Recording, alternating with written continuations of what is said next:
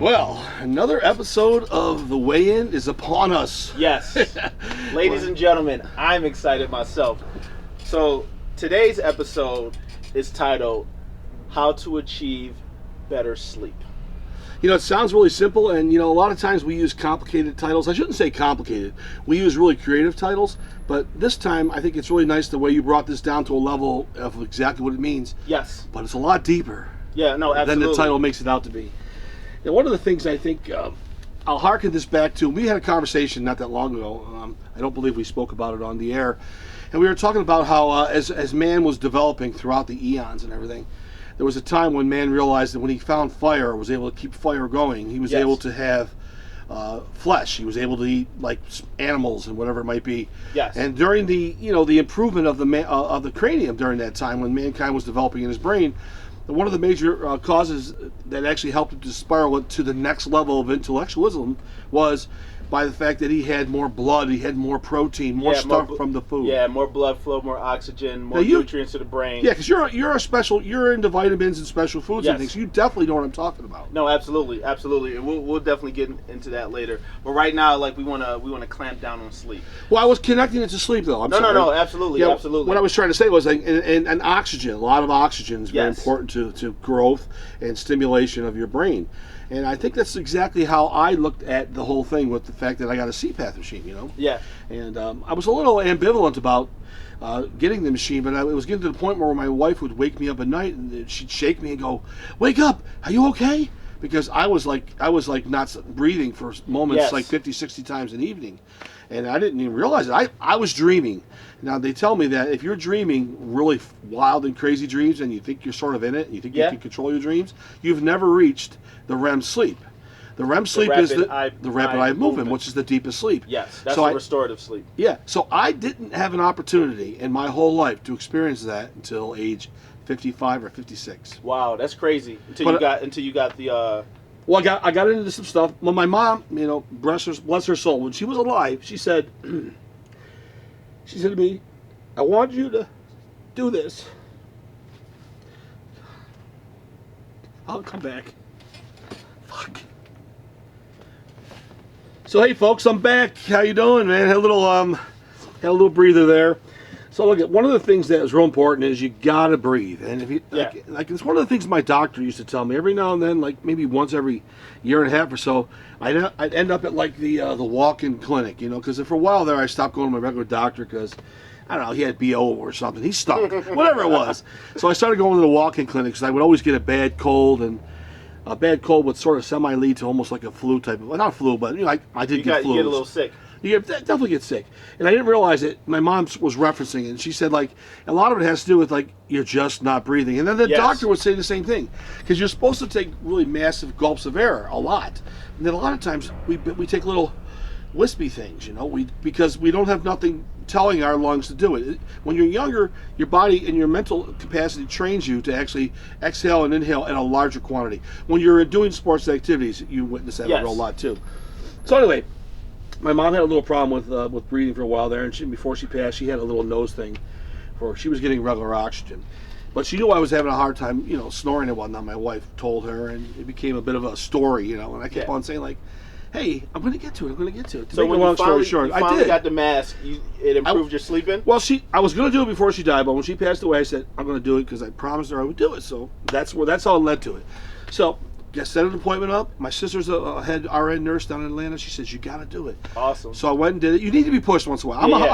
I'm a guy, like, you know. Absolutely. We're fucking hard heads. Definitely need to be pushed. We need to be pushed a little bit.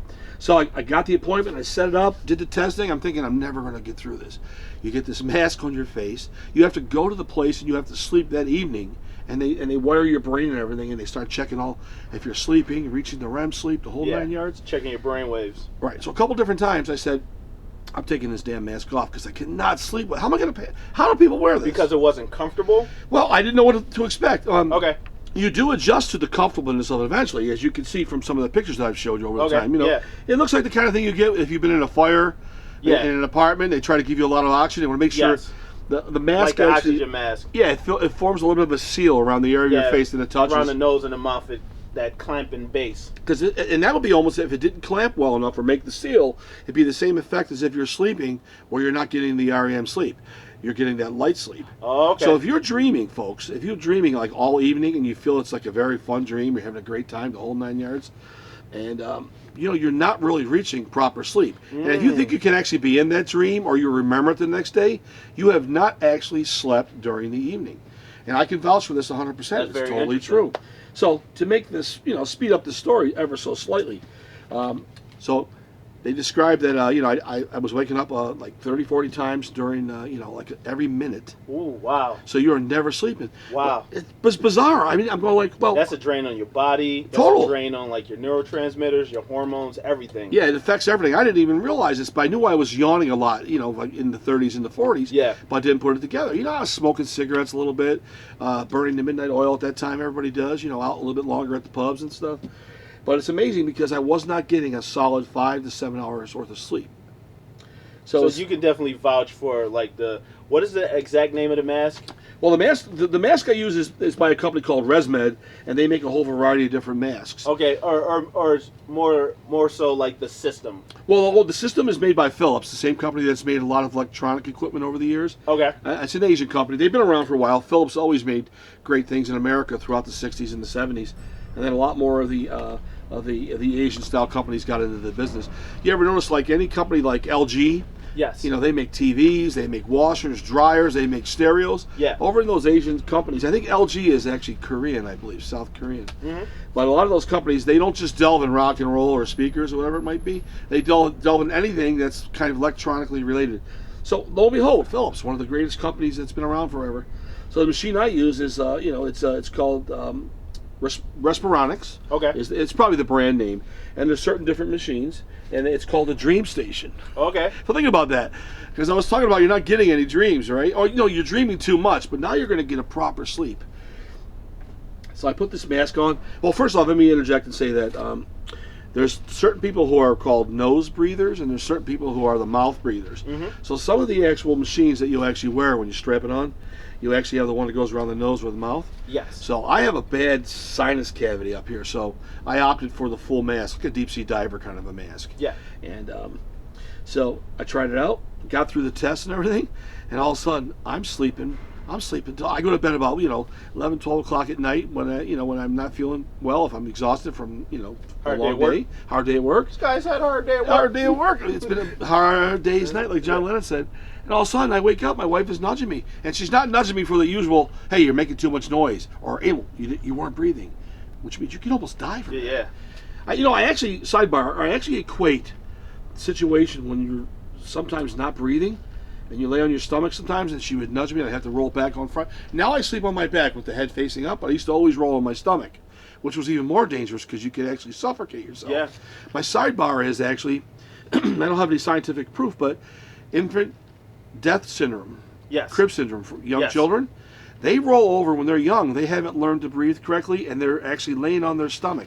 A lot of times they find them, they actually have not got into the rhythm of breathing correctly. So I wonder if there's some connection to that in an outsider's point of view. It sounds like it could be. There might be. We'll definitely come back to that at some point.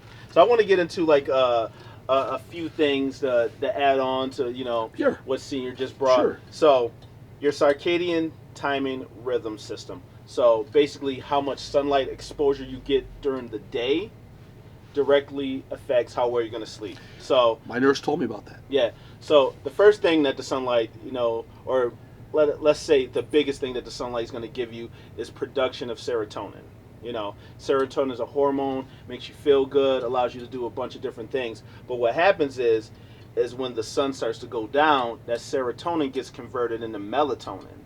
So the more serotonin that you produce in the daytime, the more melatonin you will have in the nighttime. And that's the key, right? Yeah, so that's definitely one of the keys. So sun exposure is critical, So get that serotonin, that's is going to allow you to produce more melatonin from the pineal gland, and you'll be good to go. Second thing, the screens at night. So the blue light that comes from the laptops, cell phone screens, wow, TV, most modern TVs. There's a blue light. It's called HEV. is high energy visible light. Now the spectrum of this visible light for humans, what humans can see, is between 390 nanometers and 700 nanometers. And what the blue light does is it mimics sunlight.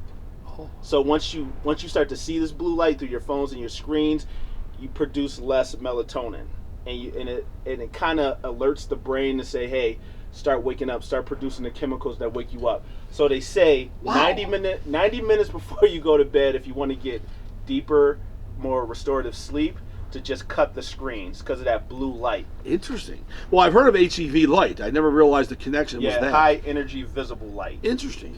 Yeah, HEV. For what humans can see. Okay, the next thing I want to go into is caffeine. So almost everybody on the planet drinks caffeine. So you get your regular medium cup of coffee, that's about 200 milligrams of caffeine. Now caffeine has a 8-hour half-life.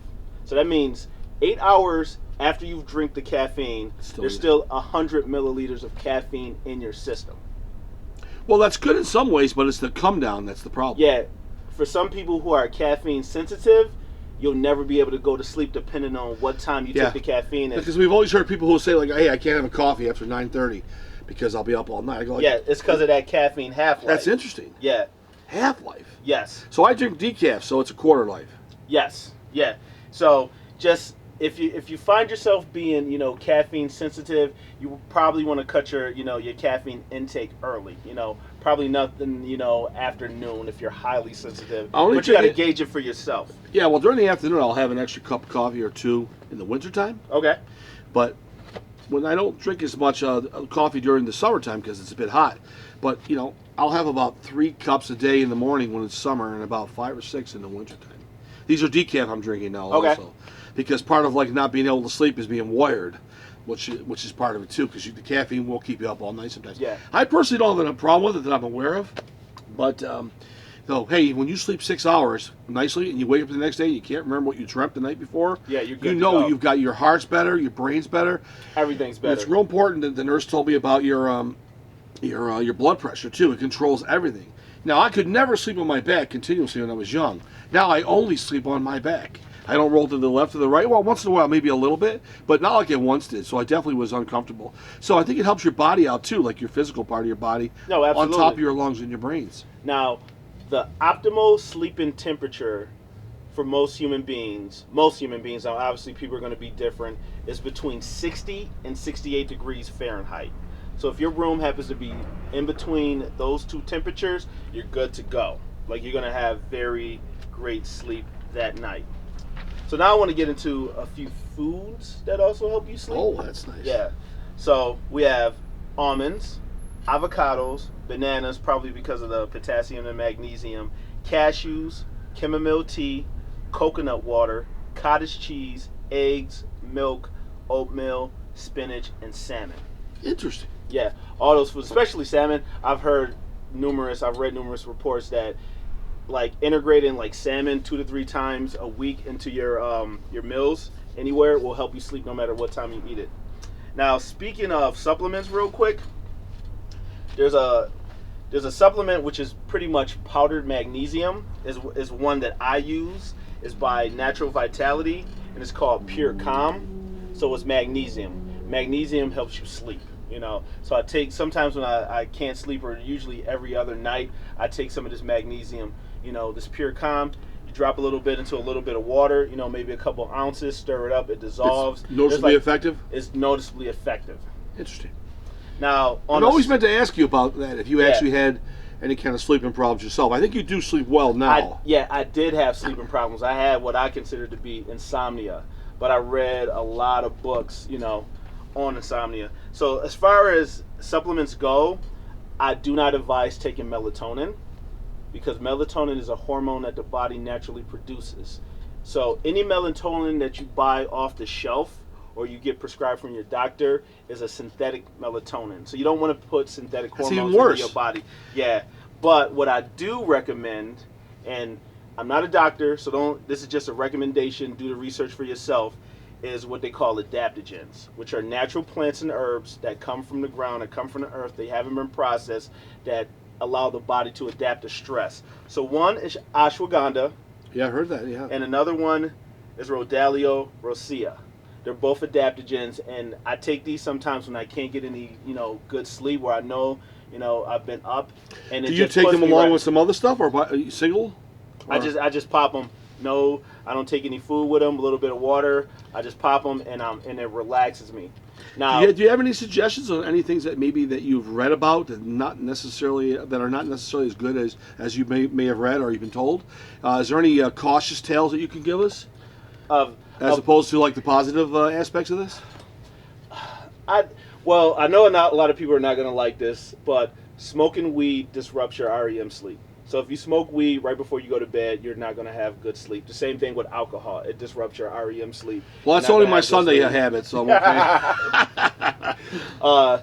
Also, having a big meal is going to disrupt your sleep. So try to avoid those things. Try to eat, at least 2 to 3 hours before you're ready to go to bed. Totally knows that. Yeah, you've always heard about don't eat before you go to bed, right? Keep your stress and cortisol levels down. It's going to help you sleep.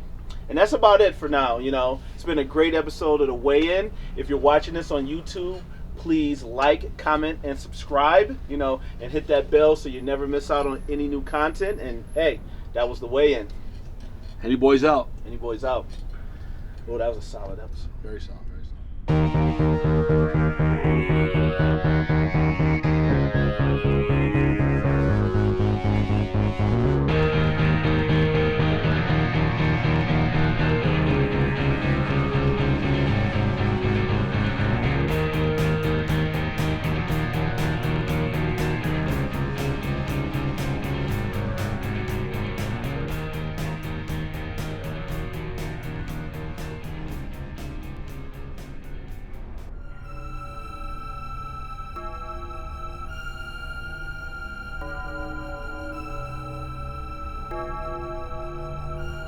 I'm going to say, as a grown man, the movie that I picked was the scariest movie that I've seen as a grown man.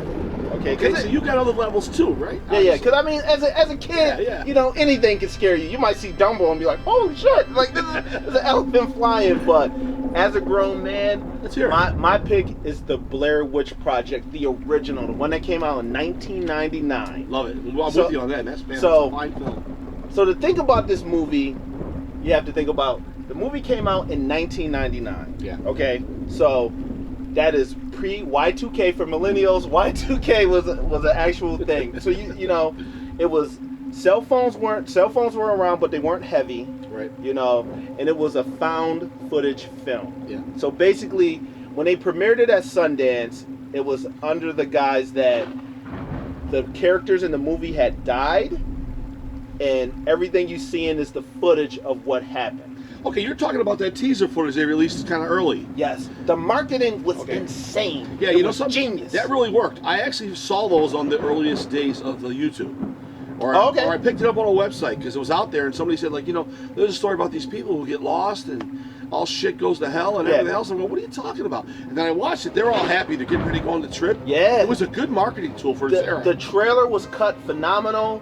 The marketing around the movie, the fact that it's like, are these people dead? Is this real? And this is back before Google. No, I think they told us they were actually dead, but now we're finding out why, but we weren't really sure if they were dead. There was no search engine, no so you search. couldn't type in these people's names.